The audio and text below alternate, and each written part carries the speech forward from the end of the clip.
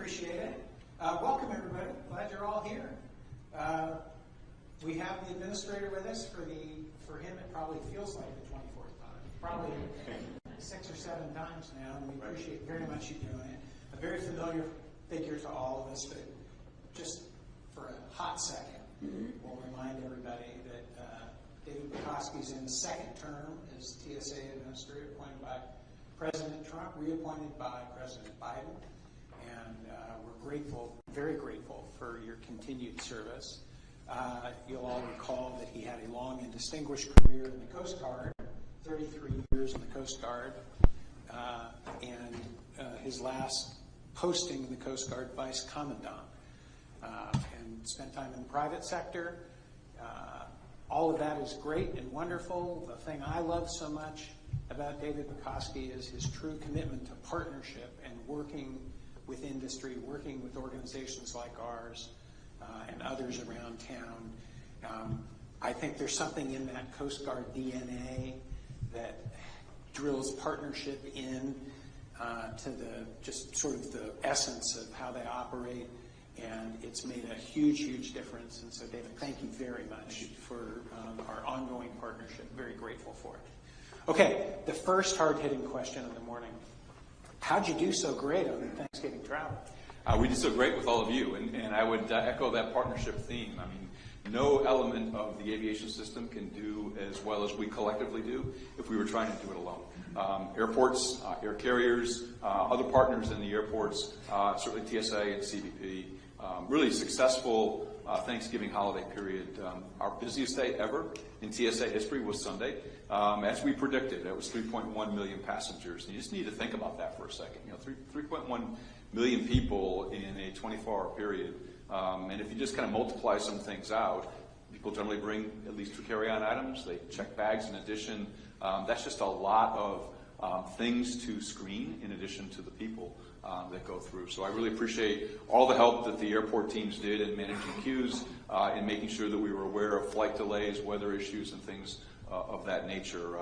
And really, I think, great credit to all of us here is, we participate together, Todd and I and other leaders in aviation every spring in the run-up to the summer travel season. And, for the past many years, we have been unified as a team. We speak to the media as a team, we operate as a team, and we share the success that we achieve as a team. So thank you very much for your help, and I would echo the thanks to the team at AAAE.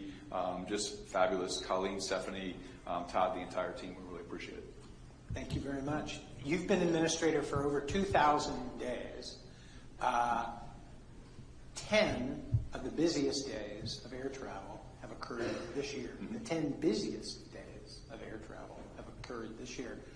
Talk a little bit about air travel being back, what the challenges are. We got through Thanksgiving, knock on wood, weather was pretty good around the country. Heading into the Christmas period.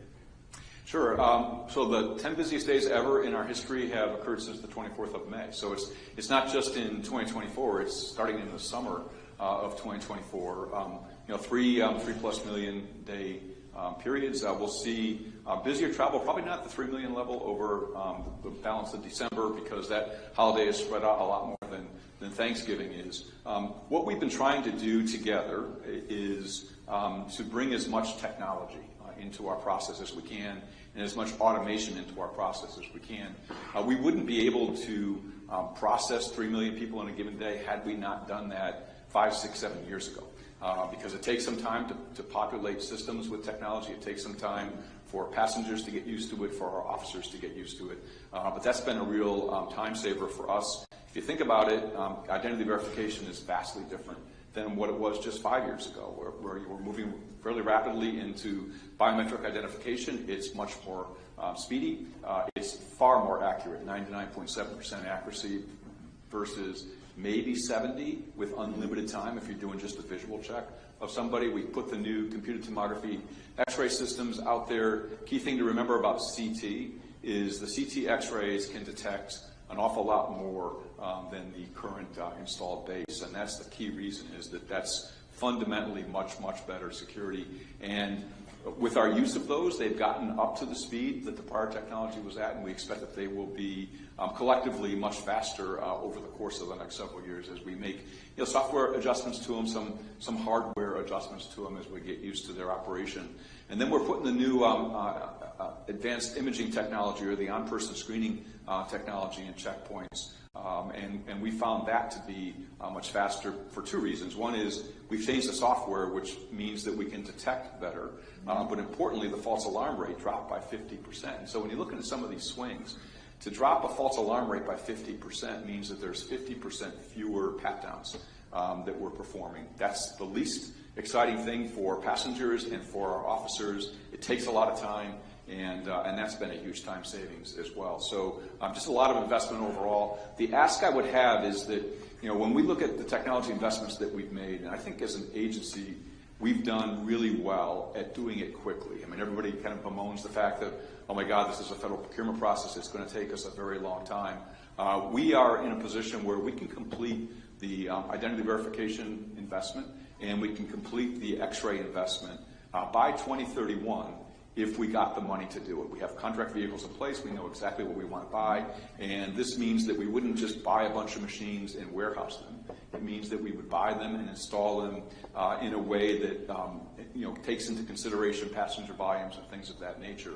Particularly important for both because the facial, as I mentioned, is much faster, and passengers really love the idea of having a touchless experience, particularly with handing over a credential to somebody else. And so, we've been testing out this touchless identity solution in 9 airports around the country, where literally as a pre-check passenger, you stand in front of a camera, it captures your image, compares it in milliseconds with your on-file passport image, and then you proceed to the rest of screening. So we'd like to get that done as quickly as we can. The other thing with the CT X-rays is we would really like to begin to relax the liquids limitations, the old 311, the 100 milliliter limitations on each individual bottle.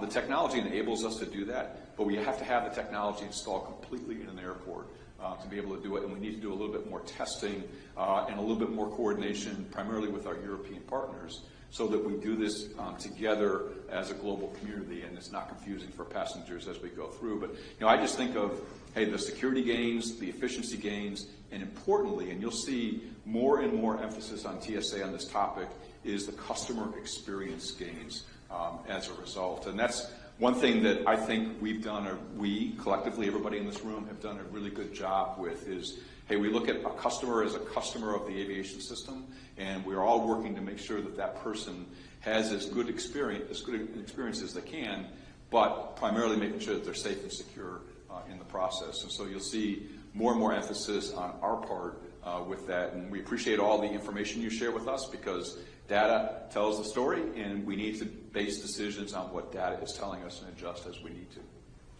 Let me pull on one thread that you mentioned, and that's facial recognition. A lot of privacy concerns raised by privacy advocates and some folks on Capitol Hill.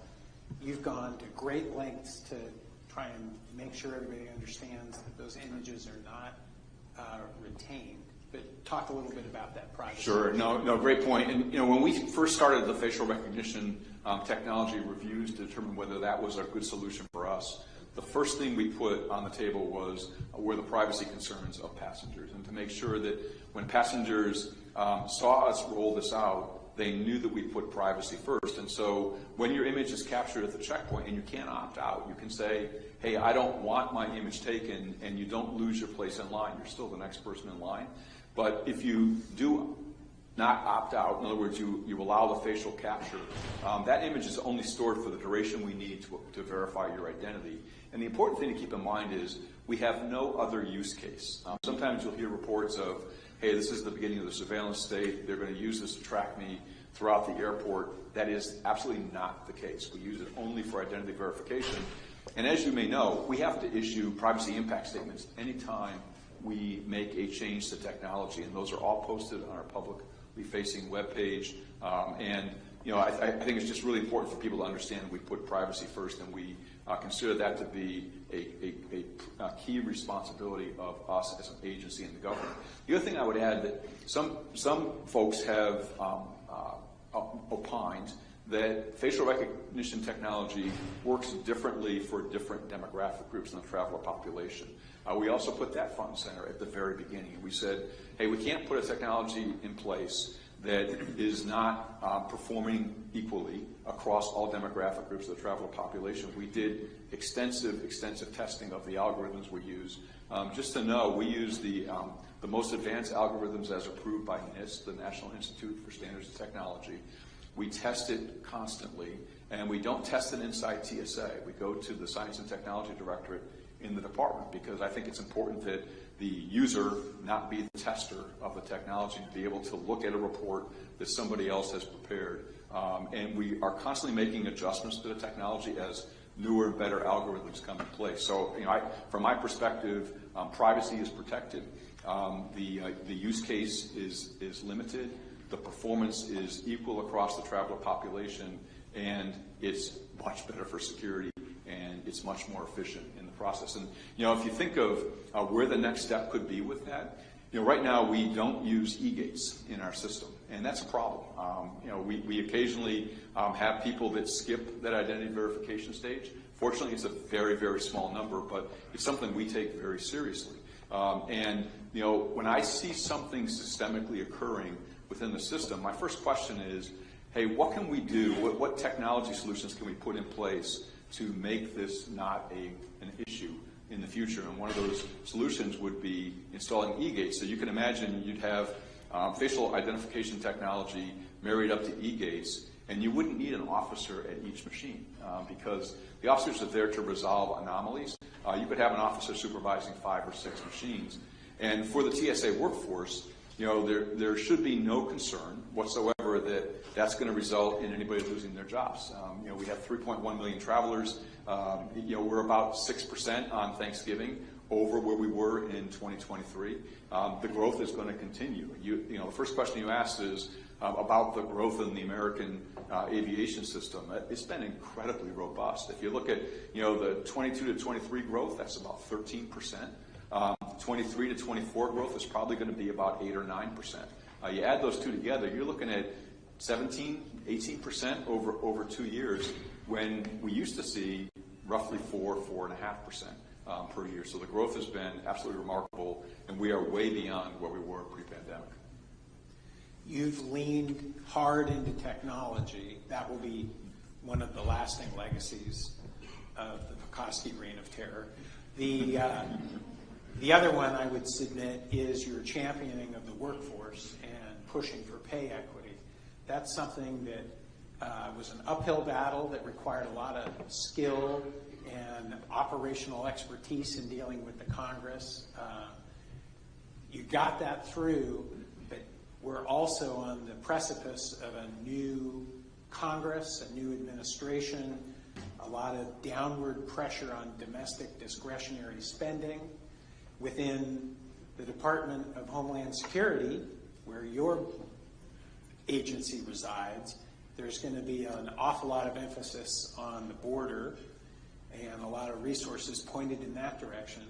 Long-winded way of getting to the question of, can you sustain that pay equity, which has been so important to keeping attrition rates down with the workforce? Yeah, and to lead off, to answer that question, it's fundamental to understand that we weren't asking for any more pay than any other federal employee receives. That was the pitch, is, hey, the TSA workforce is paid on a different pay scale. The pay scale is significantly less than their other federal counterparts. And not surprisingly, some people would join TSA, work for a period of time, and then move to another agency. Well, that's good for the federal government, but it's costly for TSA, not just in terms of money, but in terms of expertise in checkpoints, which is really important, particularly when you're dealing with high volume days like we just experienced. We were just trying to get up on an equal plane with everybody else, and to try to lock in our pay system to the general schedule pay system, which is the pay that pretty much every other federal employee receives. I think we've accomplished that, and I don't expect that will be changed, because the results are so crystal clear. When you look at attrition, attrition used to be north of 20% in the TSA workforce. So you got to figure, 1 out of every 5, sometimes 1 out of every 4 people would leave within a year. And that has a significant effect on the operation overall and the efficiency of that operation. Now it's down to about 7.1%, so a huge, huge change in attrition. We brought on, for the first time since I've been the administrator for like 7.5 years, we brought on 600 people this week. Typically we were bringing on a couple hundred maybe. 600 people came on in 1 week. So, when we look at this Thanksgiving travel period, our workforce was the biggest it's ever been because passenger volumes were the biggest they've ever been. But the thing to understand is I don't think that our workforce needs to grow at the same rate as passenger volumes grow. I think we need to find efficiencies in how we operate, in our procedures, and in automation overall. And to be able to do that, we need technology. And technology is yes, it's there for efficiency, but I would really want people to focus on security effectiveness. I mean, you can't all of a sudden see a threat that you need to deal with and know that your 2,400 X-ray systems are inadequate to detect that threat. You need to know that, hey, I have the technology base in place to be able to perform the security effectiveness, the most important part of our mission, but at the same time, to automate as much as we can. Remember I mentioned at the beginning, 3.1 million passengers and everybody has 2, at least, carry-on bags. You got to think of, when you look at the officers in our checkpoints, they're looking and reviewing every single image. Technologically, that's not necessary. We should put in place software with these machines that automatically detect the prohibited items, automatically detect explosives, first and foremost, then automatically detect smaller knives, larger knives, stun guns, firearms, you name it, the things that we don't allow in the checkpoint for a very good reason. And then only have those X-rays alarm or put an image up when it alarms. You can just think of the savings. And the other thing I think about all the time is, we ask officers to do an awful lot. We ask them to never make a mistake. We ask them to look at hundreds of images in succession and be as sharp on image 2 as they are in image 98 or 200. That's a pretty tall order to ask for when technology solutions will make you much more effective overall, and then use the human brain for what it's best at doing, and that's resolving issues or putting a presentation, an image presentation in context. The human brain is much better at that than a technology solution would be still to this day. So, I would always come back to, hey, you've got to put your people first. We're a 62,000 person organization. I need all of those individuals to continue to be as committed to the mission as possible and to know that we're doing everything we can to give them the tools they need to do a very difficult job on a continuous basis. So, my pitch back to your question would be, give me more technology. I'm not trying to grow the workforce as passenger volumes are growing. Credit me for being efficient at what we do. And then I would add a third one is we are much more aligned internationally than I think we've ever been.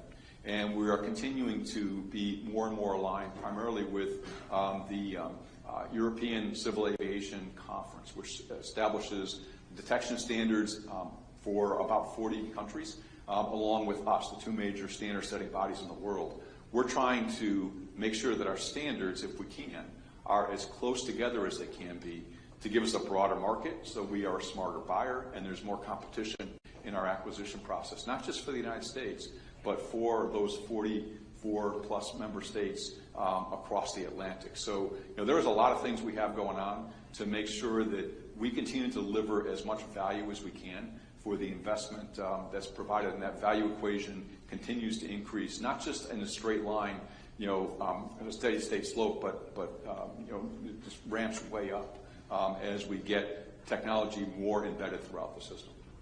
You talked about international partners. Why don't we talk for a minute about One Stop and what's going on now and what that's going to look like in the year ahead? Yeah, One Stop is a fantastic program. One Stop basically means that you're screened once. You stop once for screening. And so if you're screened at an international departure airport to the United States, and that screening is comparable to the screening that we provide here in this country, then when you arrive in the United States and you have a follow-on domestic flight to somewhere else in this country, you don't get rescreened again as a person, So you stay in the sterile at the airport, you don't go into the public area and then have to go back through United States screening. And importantly, in partnership with Customs and Border Protection, if your check bag is screened in that international airport, its screening process is comparable to ours, and your check bag literally goes tail to tail in aircraft. And you can imagine the time savings that is for a traveler. That's an hour and a half, 2 hours sometimes in time savings for travelers. But just think about the efficiency benefit. Why do something twice when once will do? And wouldn't we want flights inbound to the United States to have all of those passengers and all of their checked baggage screened to comparable United States standards? And the thing to remember about this, and this is really a big shift on our part over the last 5 years, it's a shift we made in cybersecurity as well, is to look at outcomes rather than individual activities, and to match up, hey, this country does this activity in this international airport. Is it exactly the same as ours? If so, we're good. To rather than say, hey, they're doing these things. Some of them are different than what we do, but we tested this and we know that the outcomes are comparable. So why wouldn't that be acceptable? And that's the process we've gone through. I would say working through One Stop with many partner nations already. We are stronger as the U.S. system. We have made some adjustments and things that we do based on what we've learned, and really looking under the hood of somebody else's system in a way that we've really never done before. And inbound flights to the United States are more secure as a result as well. I would expect that 2025 is going to be the year of One Stop. We'll announce our first one sometime in early 2025, and then we might have one or two more after that. So, you don't want to make any news this No, not ready quite yet. But when we do make the announcement, though, to the point you made, Todd, at the very beginning of our conversation, it's not going to be TSA making the announcement. It's going to be our international partners, TSA, CBP, air carriers, and the airports involved, because we're showing people that, hey, we've all worked together to get to this outcome. It's required investment on all of our parts. What a great step forward. And we have no inbound one-stop arrangements in the United States because we've never gotten to the point where we, one, had the authority, and two, had the mechanisms to be able to determine whether or not systems were comparable. Let's shift into a topic that you and I have talked about a couple of times before, aviation worker screening. And from an airport perspective, we're in agreement with TSA that there needs to be that screening. Where we part ways a little bit is who should be responsible for that and who should pay and issues like that. So talk a little bit about, from your perspective, why you think that's something that airports should have to take on as opposed to it being responsibility of the federal government. Sure. Well, I would say it's really a shared responsibility, and we've approached it this way. And there are certain airports where we do the aviation worker screening, sometimes by a long-standing agreement, sometimes by relatively recent agreements where we had the capacity to be able to do that, and we reached an agreement with the airport that we would do the worker screening for them. And so, we provided a lot of flexibility in how we did this, but there are some airports where we have no capacity. Flexibility whatsoever, and we really can't take on that responsibility. But we do have expertise in the airport, and we want to make sure we provide that expertise to the extent that we can to make it, as joint an effort as possible. This is really about building in capacity, and one of the things that I think about in pretty much every day of my work in TSA is, what if something happens? How quickly can I close up some vulnerabilities that will continue to make the system safe, will continue to facilitate the movement of people and goods through our system? And being able to have the capacity to require a level of aviation worker screening higher than we do today for a period of time will be very important. Right now, the only way to do that would be to significantly slow down passenger traffic through our checkpoints. And the other part is that, I don't think that aviation worker screening needs to be at the same level as passenger screening either. So there's a differentiation in the level of screening that needs to be accomplished. And I do appreciate all the dialogue we've had. You are listened to, and I take your concerns very seriously. But we did need to move to get a level of aviation worker screening in place that also allowed us collectively to reduce access points, because the insider threat is a very real consideration that we want to continue to make progress in reducing and mitigating, and have the tools to be able to do that. So I really appreciate all the work and all the dialogue that we've had going back and forth. The thing that I think about as I travel around to airports is, this country just invested millions and millions and millions of dollars in airport infrastructure. It's great to see. It's great to see when you travel around this country and you see all of the projects that are going on pretty much everywhere. I mean, there's it's not just one or two airports. There's just a lot going on. But the part of that we need to think about for the next round of this is building in some security into the infrastructure investment that's being made. When you think about one-stop security, and we've worked with a couple of airports that have projects going on right now, is, hey, why don't you future-proof yourself to be a one-stop airport by just making some design changes that probably don't increase the cost of your project very much at all, but give you the option to have the infrastructure in place ready to go to do that. Same would apply to new construction. Let's take one stop off the table for a second and just say, hey, we really ought to be reducing access points. That simply makes sense. To have 30, 40, 50 access points in an airport is a lot, and it drives a lot of work. Can't we design in some of this stuff? Design in an employee screening area. Design in exit doors that are automatic rather than having people sitting there and performing that function. So these are the kinds of things that when we get to this next round of infrastructure investment, we need to make sure we put front and center on the table to be able to offset some of the costs of the requirements we have. But we try to be, and you may or may not agree with this, but we did really try very hard to put the minimum requirement out there. And just remember that the ICAO standard is 100% staff screening, and we have never supported that. But by the same token, 0 is not the right answer either. And I think we all agree on that, but like you said, Todd, I think where we have different perspectives is who does it.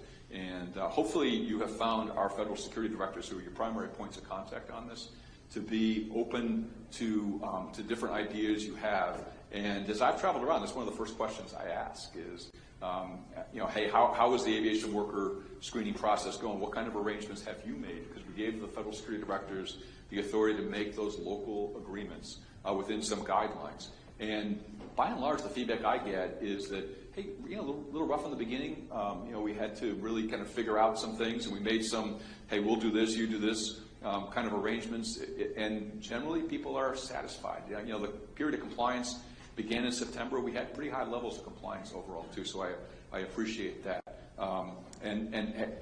Really, at the end of the day, I wish I had the budget to support it. I don't. I'm mindful of all the pressures that you just mentioned that we're going to see. We see them anyway, irregardless of an administration change. I mean, there's fiscal pressures on the federal government as well. The one thing I would continue to highlight, though, is the 9/11 passenger security fee. That $1.6 billion of that fee revenue, still in fiscal 25 to date, goes to deficit reduction, and that needs to get redirected. The Senate did redirect that in their mark on the FY25 appropriation. So that's significant progress to give us all collectively a little bit more flexibility from a fiscal standpoint. Just one last piece on that. There's an upcoming deadline in 2026 for airports on use of explosive detection equipment. And for a lot of the larger airports, they're figuring out how to deal with that. But again, at some of the medium-sized and smaller airports, you're asking them, the airport perspective, is you're asking them to take on a responsibility that has not been theirs and to become expert in an area that is not in their wheelhouse. So how do we solve that issue going forward? Yeah, I think we solve that issue by continuing to work together and trying to build that expertise.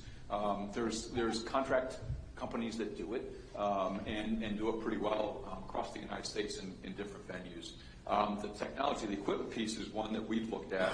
As we put the CT technology in place, we put computer tomography in place, we take out the advanced or the AT systems, the advanced technology systems.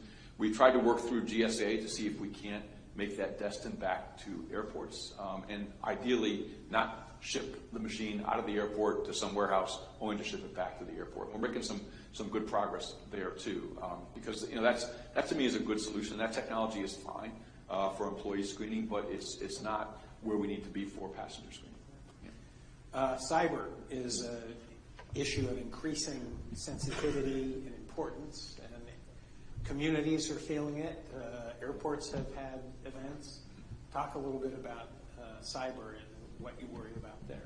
Yeah, well, cyber, the worry is, this is not just a ransomware threat. This is a nation-state threat where, nation-state threat actors would like to impact critical infrastructure in the United States. At the very top of anybody's list of critical infrastructure is going to be transportation, because it enables the movement of people and goods around the country and out of the country. And so, you've all done a great job, for those of you that are covered by the cybersecurity requirements that we put out there. And again, those requirements are performance-based. That's the first time in TSA's history that we went from a very activity-based regulatory regime to a performance-based regime. I think it's working really, really well. And a couple things that I would highlight. One is that it doesn't apply to every airport. For the airports that are not hub airports, basically, we put an information circular, which is, hey, these are things from a cybersecurity perspective that we recommend you do, but you don't have a requirement to do it. So we were very targeted as to which airports we placed the requirement on. Secondly, we had all of the reporting go to the Cybersecurity Infrastructure Security Agency, so that it came into one place in the federal government. And then what CISA does is they take those reports and then populate them off to other agencies in the U.S. government that you don't have to do it. So it goes to FBI, for example. It'll come to TSA. It'll go to FAA. It'll go to DOT. So it's a very automatic process. The other thing that is critically important with this is being able to have that incident response plan. And we see this anytime there's a cyber attack. Passengers start to see an impact on the services that are being delivered to them. Or carriers are going to see the impact of not being able, for example, to print out a boarding pass or print out a bag tag, which, as you know, has a pretty big impact on the efficiency of the operation in an airport. And so, being able to have an incident response plan that allows us to be as resilient as we can. So, if attacked, and if attacked to some degree successfully, how can we collectively bring services back up as quickly as we possibly can, and to instill confidence in the public that we have protections in place and that we have a plan, if successfully attacked, to bring services back up. And that communications piece is critically important. We learn about cyber incidents usually through social media, because people will see something that's different and they'll start tweeting about it or using any of the other social media platforms. That's where we see the reporting first, so it travels very, very quickly. For the airports that have had cyber incidents, I would just applaud you for the way you handled that. I thought that the way that airports and the TSA and CISA and the FBI all worked together on those was really textbook. But whenever we see these, part of our responsibility in TSA is to make sure that we share what lessons we learned. We might have learned some lessons on the extent of network segmentation that's necessary, for example, that you might not know about in your airport, but we have had this experience in another one, just to share that across the enterprise, so we're stronger as a result. And I think when I look at the threats we face from a cyber perspective and the expectations that people have, that you're doing everything you can to protect them and to protect their ability to travel in the way they currently travel, that we've done an incredible job in a relatively short period of time. So again, thank you for all the work you've done on that and helping us to prove that you can use a performance-based system and it can work very well. And one of the things that, two things that we're working very hard on, I'll give you three, in the next year or so. One is the reporting requirement. Right now it's 24 hours. We are reviewing that. And the idea is that we get to the next one. So the number two thing is to harmonize, to have reporting requirements harmonized across all the agencies that place requirements on critical infrastructure owners and operators. I would submit that in a lot of ways the performance-based system allows an airport to self-harmonize, to harmonize not just with the federal government requirements, because you can tell us, except for reporting, which is something I already addressed, but you can tell us, hey, this is the way I'm going to achieve access control or network segmentation or continuous detection and monitoring. And you can use things that you use for other agencies and put that in your cybersecurity implementation plan and let us review it.